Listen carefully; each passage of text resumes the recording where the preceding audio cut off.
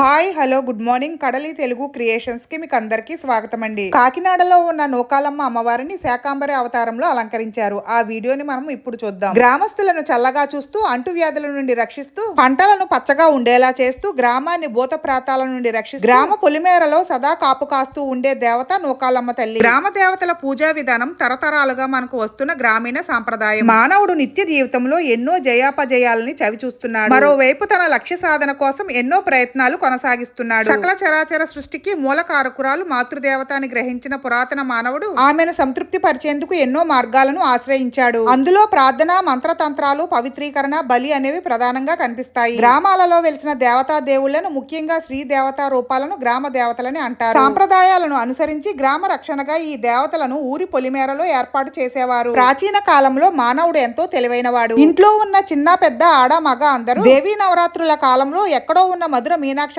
వద్దకో, కంచి కామాక్షమ్మ దగ్గరకో, బెజవాడ కనకదుర్గమ్మ చెంతకో వెళ్లాలంటే కుదరకపోయేది. ఒక్కొక్కసారి సొమ్మున్న వెళ్లే వీలుండేది కాదు. ఇలాంటి సందర్భాలలో అమ్మ దర్శనానికి వెళ్ళలేకపోయామే అని నిరాశ పొందకుండా ఉండేందుకు, ఎక్కడో ఉన్న తల్లిని ఇక్కడే దర్శించుకున్నామనే తృప్తిని పొందేందుకు గ్రామ దేవత వ్యవస్థను ఏర్పాటు చేశారు మన పెద్దలు. ఈ దేవతా ప్రతిష్ట గొప్ప విద్వాంసులైన వేద స్మార్త ఆగమ శాస్త్ర పండితుల చేతనే జరిగేది. ఎవరికి నిజమైన భక్తి, తీరిక, ఓపిక ఉంటాయో అలాంటి వారిని అర్చకులుగా నియమించేవారు పూర్వీకులు. దేవతా విగ్రహ ప్రతిష్ట శాస్త్రీయంగా నిర్వహించబడింది కాబట్టి, ఆ దేవతల కింద బీజాక్షరాలు ఉన్న యంత్రం సరైన ముహూర్తంలో వెయ్యబడింది కాబట్టి గ్రామ దేవతలంతా శక్తి ఉన్న దేవతలే అవుతారు. భక్తుల కోరికలు తీర్చగలవారు అవుతారు. అయితే ప్రతి సంవత్సరము ఆలయ ప్రతిష్ట జరిగిన ఆ నెల ఆ తిథి నాడు ఖచ్చితంగా విద్వాంసులను పిలిచి పవిత్రోత్సవాన్ని చేయిస్తారు. అలా చేయడం వల్ల అమ్మకి మన ద్వారా ఏదైనా అపవిత్రత కలిగి ఉంటే తొలగుతుంది. ఈ వీడియో మీకు నచ్చితే తప్పకుండా లైక్ చేయండి. మళ్ళీ మరొక మంచి వీడియోతో మీ ముందుంటాను.